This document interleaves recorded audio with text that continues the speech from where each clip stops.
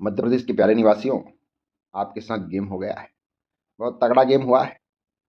ऐसा गेम जिसकी आप कल्पना भी नहीं कर सकते।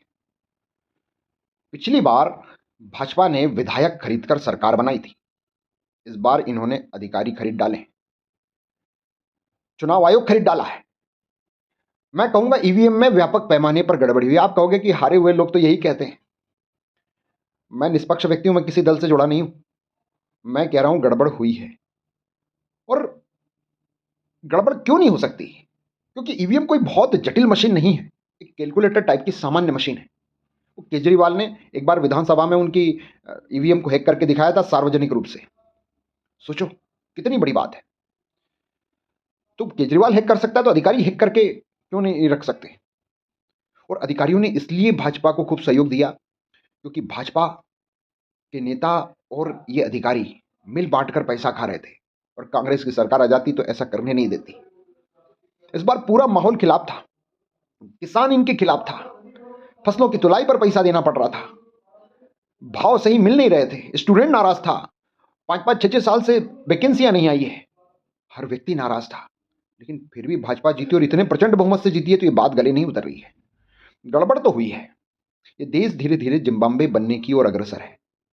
जिम्बाब्वे में ऐसा ही होता है, वहां चुनाव आयोग से सेटिंग है, वहां सेटिंग थी वहां के राष्ट्रपति की, और उसने वही की वही व्यवस्था हमारे यहां पर इन लोगों ने लागू कर दी। और मैं तो भाजपा वालों से कहता हूं कि क्यों चुनाव कराते हो? जब चुनाव आयोग से सेटिंग करके आप ही की सरकार बननी है तो क्यों चुनाव के खर्चे हमारे ऊपर डाल रहे हो? सीधे सीधे सरकार बना लिया करो भैया। और मैं मध्य प्रदेश के लोगों से कह रहा हूं कि ऐसे घर बैठने से, एक दूसरे पर आरोप लगाने से, किसी को दोष देने से, भाग्य को कोसने से कुछ नहीं होगा। कोई बदलाव नहीं होगा। आगे भी ऐसा ही होता रहेगा, कभी परिवर्तन नहीं हो पाएगा, और धांधलीबाज लोग हमेशा सरकार बनाएंगे। इसलिए आवश्यक है कि एक विद्रोह किया जाए। विरोध होना जरूरी है। शांतिपूर्ण तरीके से सड़कों पर आएं और ईवीएम के विरुद्ध माहौल तैयार करें। दोबारा चुनाव हो इसके प्रयास करें, और ये हो सकता है, लेकिन एक बार आपको मैदान में आना पड़ेगा।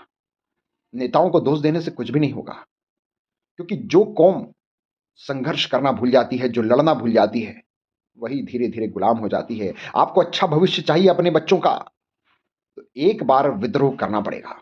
जरूरी है। इस देश में इसके बगैर व्यवस्था परिवर्तन नहीं हो सकता, कभी कुछ सुधार नहीं हो सकता।